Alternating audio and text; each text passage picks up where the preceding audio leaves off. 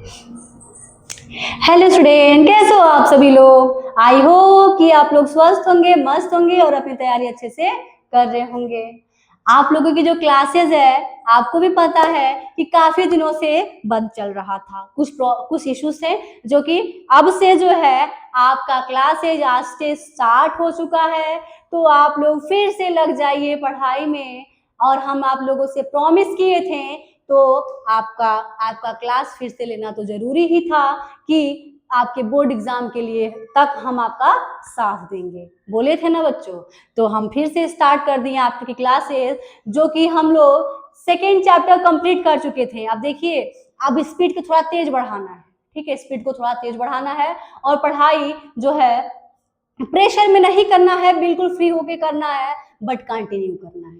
ठीक है, तो आज हमारा जो है न्यू चैप्टर से ये क्लास स्टार्ट होगा और न्यू चैप्टर है हमारा 3 और चैप्टर नेम है pair of linear equation in 2 variable. ठीक है, तो सबसे पहले हम उस चैप्टर का जो नाम है, यानी कि जो नेम है, उसको समझेंगे क्या है ये और इसमें क्या क्या चीजें पढ़नी है। उसके बाद हम स्टेप बाय स्टेप करके आगे मूव ऑन करेंगे। अब देखिए, पिछले चैप्टर में आप पढ़े थे जब लीनियर पॉलिनोमियल की बात आई थी, तो लीनियर पॉलिनोमियल क्या होता है, तो जिनके वेरिएबल का मैक्सिमम पावर 1 होता है वही होता है लीनियर पॉलिनोमियल। तो अब हमें यहाँ पे लीनियर इक्वेशन पढ़ना है। क्या पढ़ना है, तो लीनियर इक्वेशन पढ़ना है।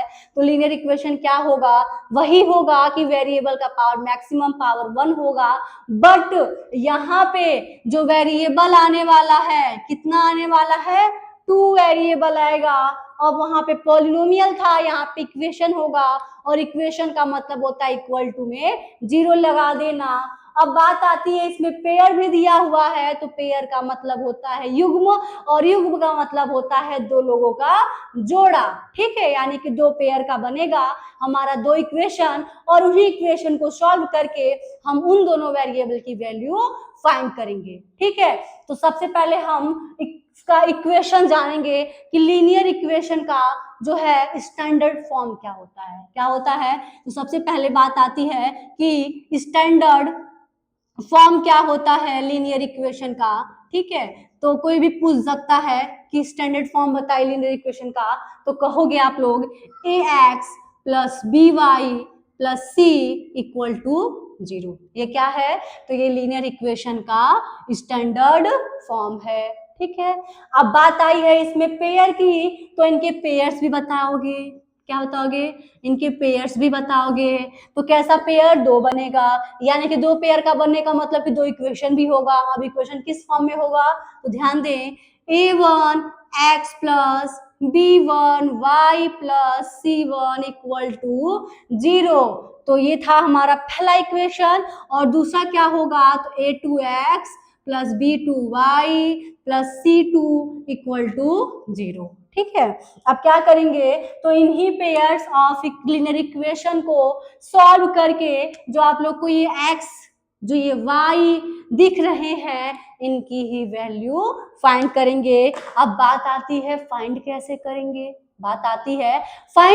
करेंगे। तो इस चैप्टर में हम 3 टॉपिक को कवर करेंगे और उन तीनों टॉपिक से कवर करने पे हमें इसी एक्स वाई की वैल्यू निकालेंगे। तो पहला टॉपिक होगा ग्राफिकली मेथड, यानी कि एक्स और वाई की वैल्यू फाइंड करने का 2 तरीका। एक तो होगा हमारा ग्राफिकली मेथड और दूसरा होगा अलजेब्रिक मेथड। ठीक है, बट अलजेब्रिक मेथड अकेला नहीं होगा। अलजेब्रिक मेथड में भी 2 मेथड होते हैं। एक होता है एलिमिनेशन मेथड और दूसरा होता है सब्स्टिट्यूशन मेथड। क्या होता है, तो सब्स्टिट्यूशन मेथड होता है। आज हम पढ़ेंगे ग्राफिकली मेथड को। ठीक है, पहला टॉपिक तो हमारा ग्राफिकली मेथड और दूसरा अलजेब्रिक मेथड। अलजेब्रिक मेथड में 2 मेथड, उसके बाद से हमारा तीसरा टॉपिक है वर्ड प्रॉब्लम्स क्वेश्चन। ठीक है, क्या होगा, वर्ड प्रॉब्लम्स क्वेश्चन होगा। और वर्ड प्रॉब्लम कैसा होगा, तो वर्ड प्रॉब्लम होगा एज के बेसिस पे और डिजिट्स के बेसिस पे, और भी क्वेश्चंस होंगे जो हम वर्ड प्रॉब्लम वाले में देखेंगे। ठीक है,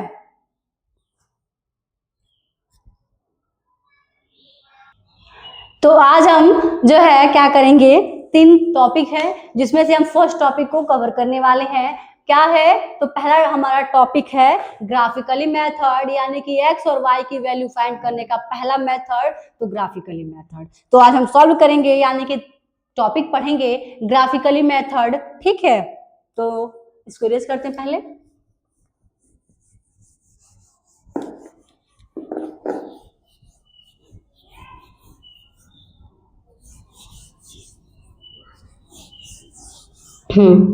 टॉपिक हमारा है, पहला टॉपिक है ग्राफिकली मेथड।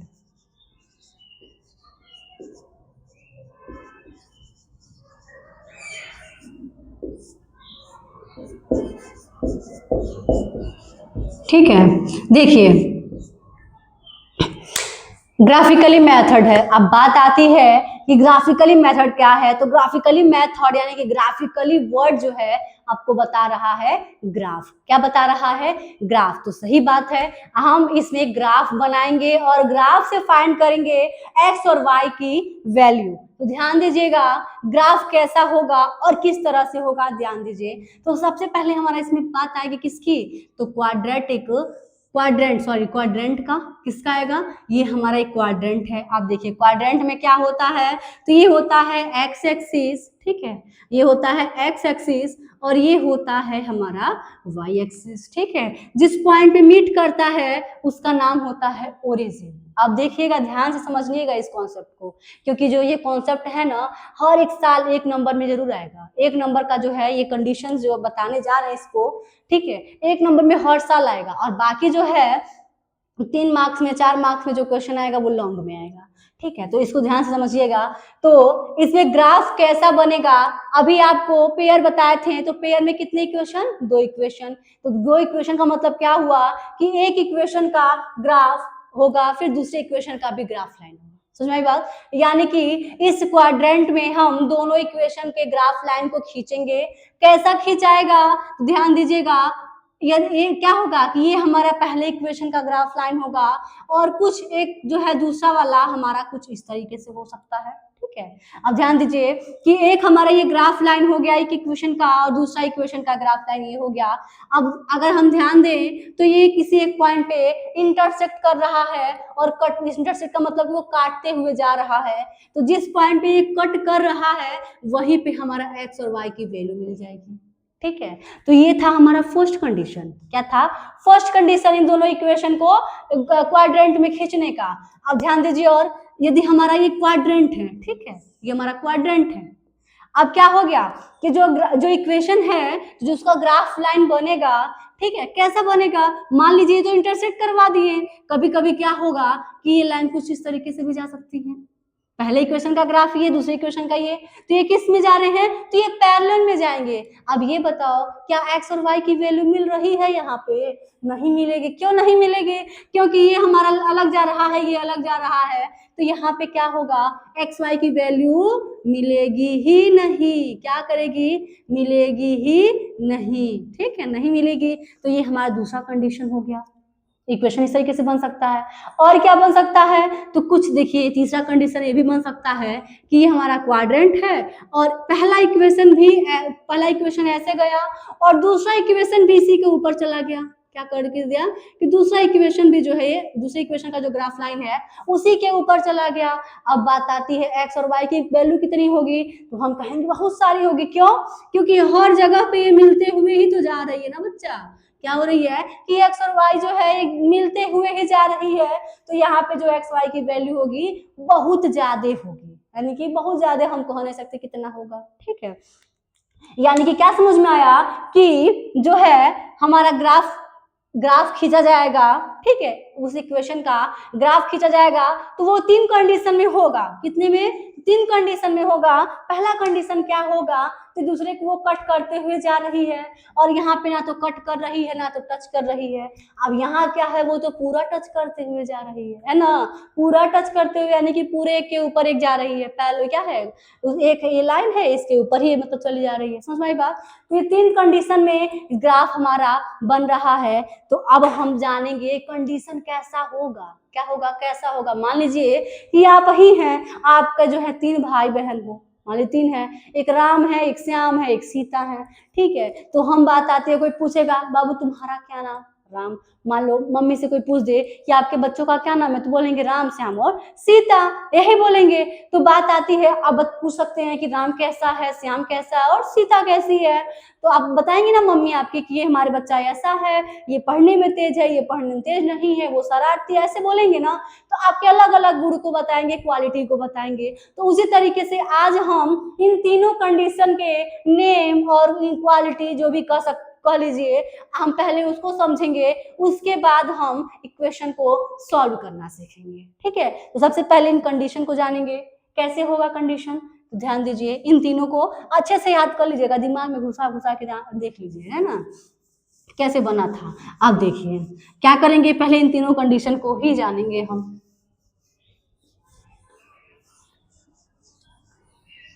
तो कंडीशन को जानने से पहले क्या करेंगे, तो इनके जो इक्वेशन का पेयर था ना उसको लिखेंगे। तो कैसा था, a1x plus b1y plus c1 equal to 0, और दूसरा इक्वेशन तो a2x plus b2y plus c2 equal to 0, ठीक है। अब कैसा होगा, क्या होगा, अब देखिए। तो सबसे पहले इनका हम देखेंगे, किसको देखेंगे, तो इनके रेशियो को देखेंगे। किसको देखेंगे, तो इनके रेशियो को देखेंगे।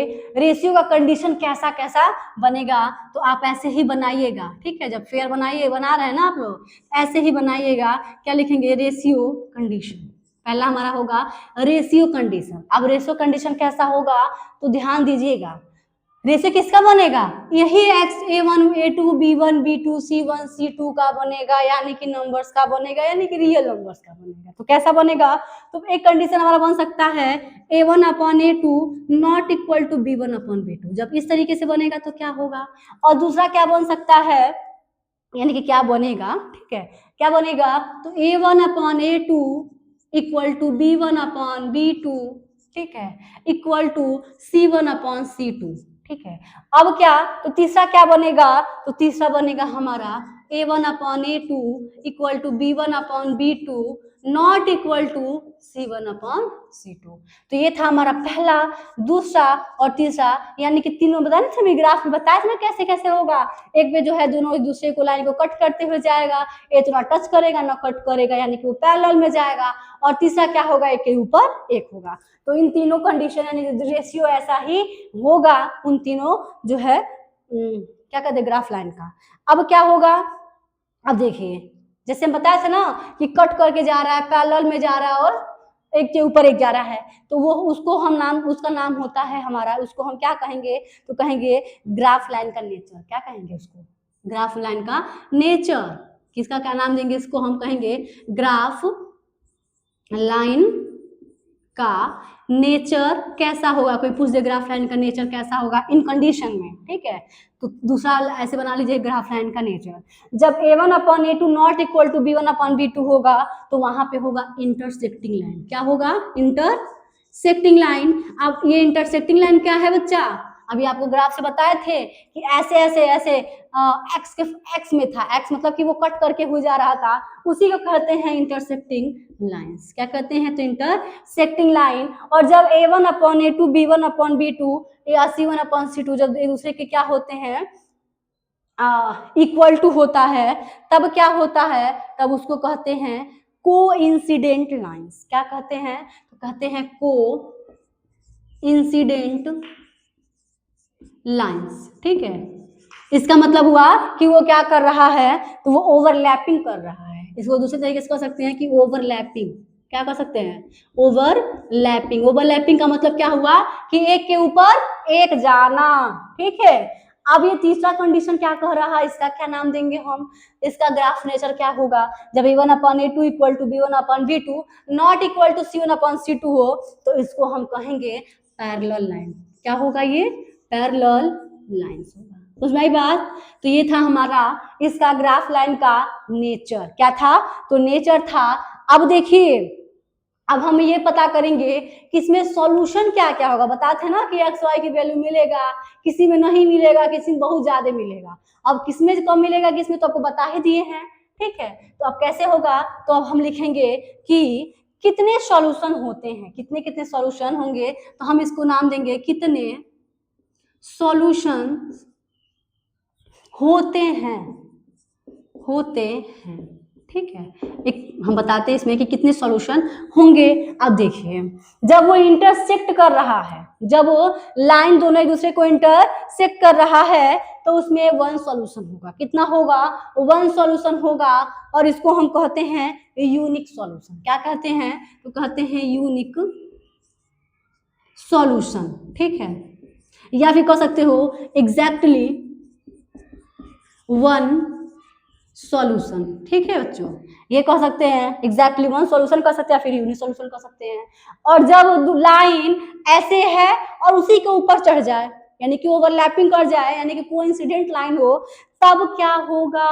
तब कितने सॉल्यूशन होंगे? आप बताओ कितने सॉल्यूशन होंगे, क्योंकि आप लोग को अभी हम बताए थे। तो कितने होंगे? बहुत ज्यादा होंगे, यानी कि कहेंगे इन्फिनिटली। क्या कहेंगे? Infinitely many solutions. क्या कहेंगे? इन्फिनिटली मेनी सॉल्यूशन, यानी कि एक्स वाई की वैल्यू बहुत ज्यादा मिलने वाली है। ठीक है, यानी कि बहुत ज्यादा मिलेंगे, अपरिमित है। ठीक है, अपरिमित है जो कह सकते हैं, मतलब बहुत बहुत ज्यादा है।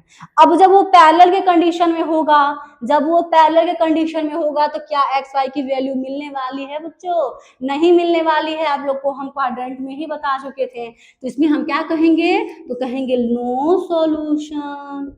क्या कहेंगे? No solution. अब देखिए, अब इसका गुण आ रहा है, क्वालिटी आ रही है। ठीक है, जैसे बता दें क्या क्वालिटी होती है, तो यहाँ पे हम कहेंगे कंसिस्टेंसी। क्या कहेंगे? तो कंसिस्टेंसी कहेंगे। कंसिस्टेंसी कैसा होगा?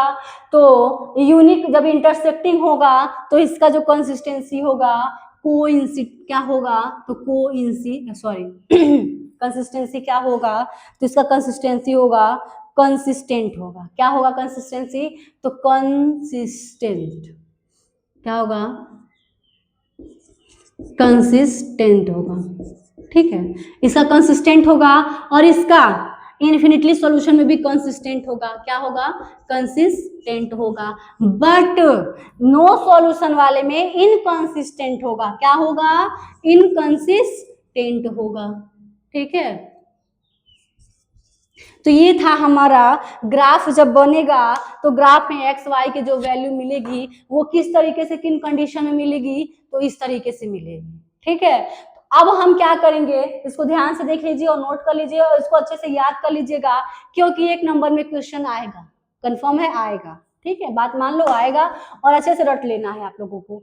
अब हम करेंगे इसके, देखिए क्वेश्चन कैसा बनेगा। जब एक नंबर बोलेगा तो इक्वेशन देगा और कहेगा कि क्या ये इक्वेशन कह के क्या कहेगा कि क्या जो है इसमें सॉल्यूशन पूछेगा। ये सॉल्यूशन क्या है ना, कि इसमें यूनिक सॉल्यूशन है या इन्फिनिटली सॉल्यूशन है या फिर नो सॉल्यूशन है। तो आप क्या ध्यान दोगे, इस कंडीशन को दिखाओगे, A1 A2 वाला जो करके दिखाओगे, और देखने के बाद यदि इन तीनों में से किसी को फॉलो कर लेता है तो आपका इस तीनों में से कोई आंसर मिल जाएगा।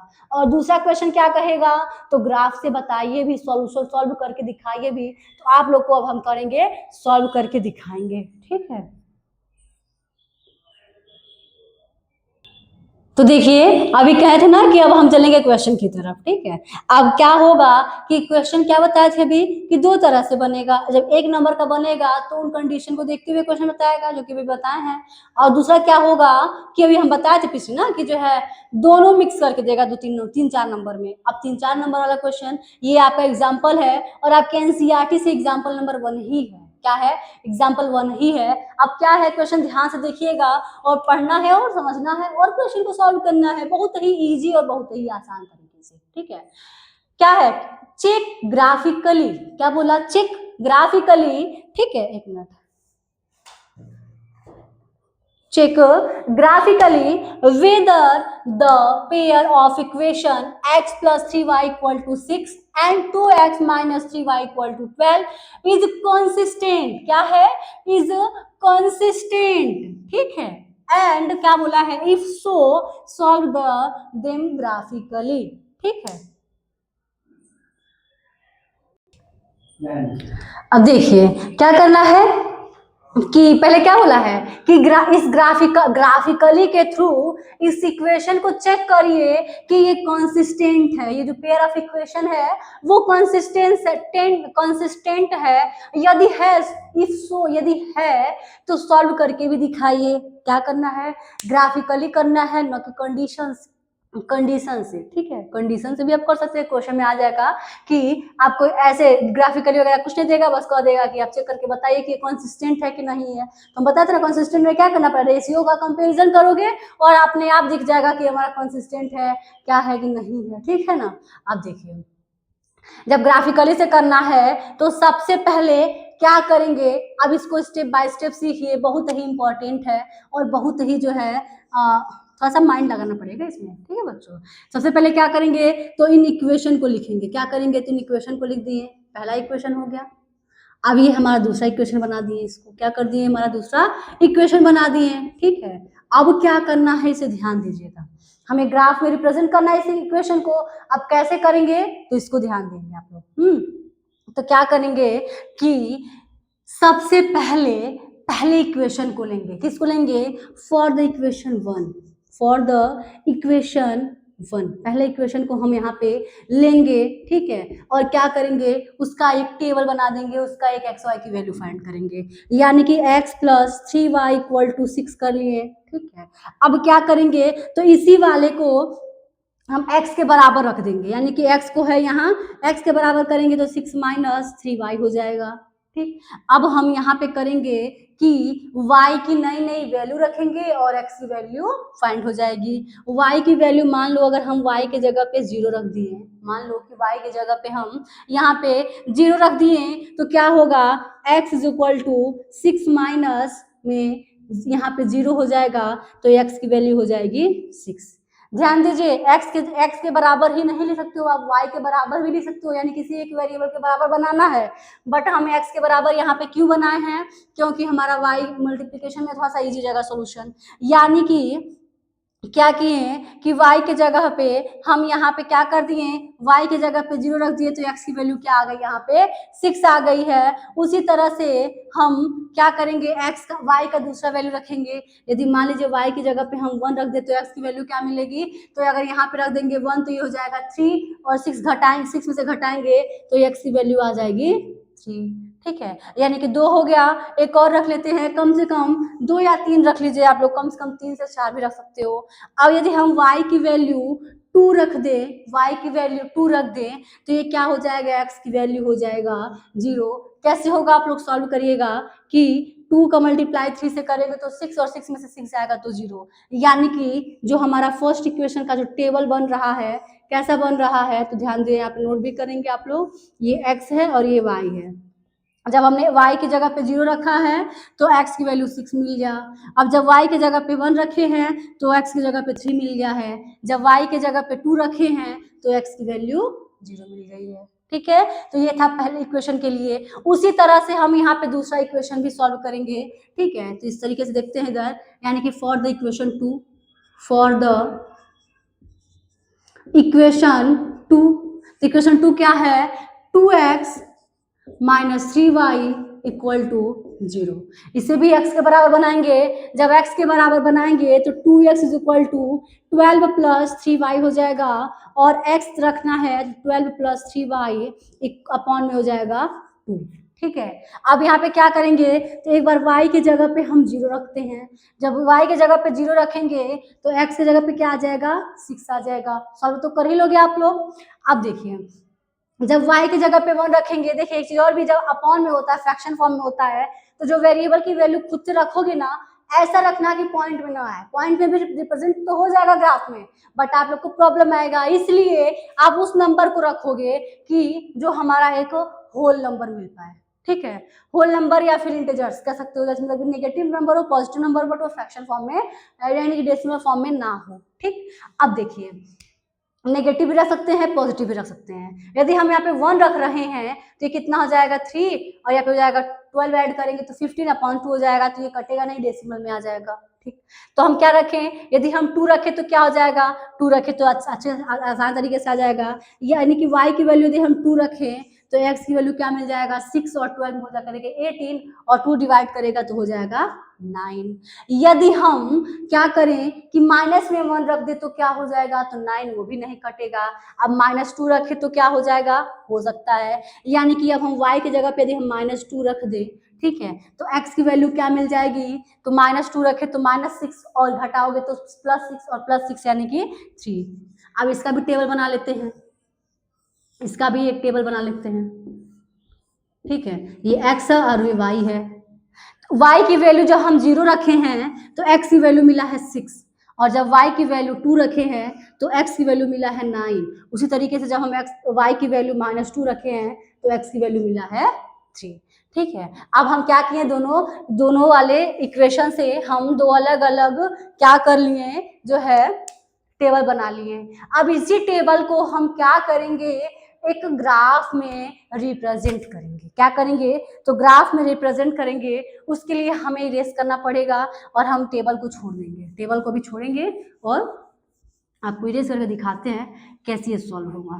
ठीक, थोड़ी लाइन चली गई है, थोड़ी आपको दिक्कत होगी, ठीक है, आज की क्लास में थोड़ी सी दिक्कत होगी, बट हम आज इसी एक ही क्वेश्चन को सॉल्व करेंगे, क्योंकि थोड़ी सी इशू अगर आ जाती है लाइन तो अभी कर लेंगे, नहीं तो अभी आपको यहीं पे स्टॉप करना पड़ेगा। आगे नेक्स्ट एग्जाम्पल नेक्स्ट क्लास में। अब देखिए, अब क्या करेंगे, तो हम अब क्वाड्रेंट बनाएंगे, ऐसे बना लिए। ठीक, क्या होगा, ये x एक्सिस का x प्लस वाला है, यहाँ पे माइनस वाला इधर, ये y एक्सिस का प्लस वाला है, इधर माइनस वाला है। ठीक है, अब ये ओरिजिन है जहाँ पे 0 होता है। ठीक, अब देखिए 1 2 3 4 5 6 क्यों कर रहे हैं, क्योंकि x का कितना, x का मैक्सिमम वैल्यू 9 तक गया है, तो हम 9 तक बनाएंगे, 10 बना लेते हैं, तो इसको बड़ा कर लेते हैं।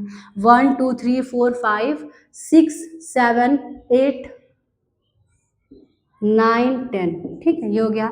अब देखिए इधर माइनस में होगा -1 -2 -3 माइनस में 4, इधर प्लस जाएगा, y की मैक्सिमम वैल्यू केवल 2 तक ही गया है, तो 1 2 3 4 कोई बात नहीं, इधर -1 -2 -3 -4। आप डिनोट, आप यहाँ पे रिप्रेजेंट करेंगे लाइन को, ग्राफ लाइन को। तो पहले वाले इक्वेशन से क्या आया था, x6 और y0, x6 1 2 3 4 5 6 7 8 9 10 तक है, तो x6 है और y0, तो y एक्सिस का 0 यहीं पे होगा और x एक्सिस का 6, यानी कि इस पॉइंट पे 0 और 6 और 0 मिल गया। अब देखिए x एक्सिस का 3, y एक्सिस का 1, तो y एक्सिस का 1 यहाँ हो गया। ठीक है, एक पॉइंट हमारा इस पे मिला। तीसरा क्या है, 0 और 2, x एक्सिस का 0, y एक्सिस का 2 यहाँ पे हो गया। अब इस पॉइंट को हम एक लाइन के थ्रू मिला देंगे, देखिए ऐसे जाएगा ये लाइन, कुछ इस तरीके से ऐसे चला गया। ठीक है, ये हो गया। तो यानी कि ये हमारा पहले इक्वेशन का ग्राफ लाइन था। अब दूसरे का x एक्सिस का 6 और y एक्सिस का 0, तो इसी पॉइंट पे है ना। अब x एक्सिस का 9 और y एक्सिस का 2, तो y एक्सिस का 2 यहाँ है, यानी कि कुछ इस पॉइंट पे है। ठीक, अब देखिए x एक्सिस का 3 और y एक्सिस का -2 इस पॉइंट पे है। अब इस वाले लाइन को हम, इस पॉइंट को जो है एक लाइन से हम मिला देंगे, यानी कि ये हमारा कुछ इस तरीके से मिलते हुए आ गया। समझ में आई बात। अब देखिए क्या हुआ था, यहाँ पे क्या होगा, तो ये हमारा होगा इस पॉइंट पे मीट कर रहा है, तो इस पॉइंट पे जो है एक्स वाई की वैल्यू क्या मिल रही है, तो 6 और 0 मिल रही है, यानी कि ये x है और ये y है। अगर हम ध्यान दें तो ये लाइन कैसा डिनोट हुआ है, तो ये लाइन इंटरसेक्टिंग डिनोट हुआ है। कैसा हुआ है, तो इंटरसेक्टिंग हुआ है, और इस इंटरसेक्टिंग लाइन में कंसिस्टेंसी कैसी होती है, तो कंसिस्टेंट होती है। कैसी होती है, तो कंसिस्टेंट होती है। तो अब हम कह देंगे क्या कि ये जो हमारा सॉल्यूशन था ये कंसिस्टेंट भी है और सॉल्व करके x और y की वैल्यू भी हमने ला लिया है। ठीक है, तो अब हम क्या करेंगे, अब हम लिखेंगे कि यहाँ पे कि क्या है, सॉल्यूशन कैसा है। ठीक है, यानी कि x और y की वैल्यू क्या है और जो है क्या है ये। ठीक है। तो लिखेंगे, कैसे लिखेंगे तो देखिए,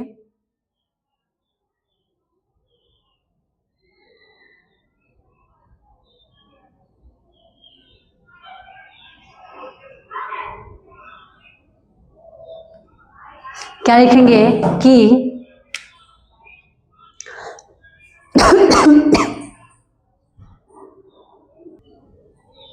तो लिखेंगे, क्या लिखेंगे कि हम क्या देखें यहाँ पे जो लाइन बना है इंटरसेक्टिंग हुआ है, तो लिखेंगे सिंस द लाइन्स इंटरसेक्ट, ठीक है, एंड द गिवन इक्वेशंस, ठीक है, आर कंसिस्टेंस, क्या है कि कंसिस्टेंट भी है, सो सॉल्यूशन इज 6 and 0। ये हो जाएगा हमारा फुल ऑन आंसर, ठीक है। तो ये था हमारा एग्जाम्पल नंबर 1, और हम अब एग्जाम्पल 2 और 3 बचा हुआ है ग्राफिकली मेथड से। तो हम जो है आप जो क्या करेंगे, इस नेक्स्ट क्लास में हम एग्जाम्पल 2 और 3 को भी करेंगे, और उसके साथ साथ हम उससे जो है आपका ग्राफिकली मेथड का जो चैप्टर एक्सरसाइज है 3.1 उसको भी सॉल्व करेंगे। आज ही करते हैं, बट थोड़ी लाइट की प्रॉब्लम है ना बच्चों। तो हम नेक्स्ट क्लास में आगे देखेंगे। हम उम्मीद करेंगे कि आपको आज की क्लास बहुत अच्छे तरीके से समझ में आई होगी, और आप लोग पूरा वीडियो देखिए ताकि आप लोग को पूरा अच्छे समझ में आए, ठीक है। एंड आज के लिए इतना ही। थैंक यू सो मच हमारे क्लास में बने रहने के लिए। Thank you.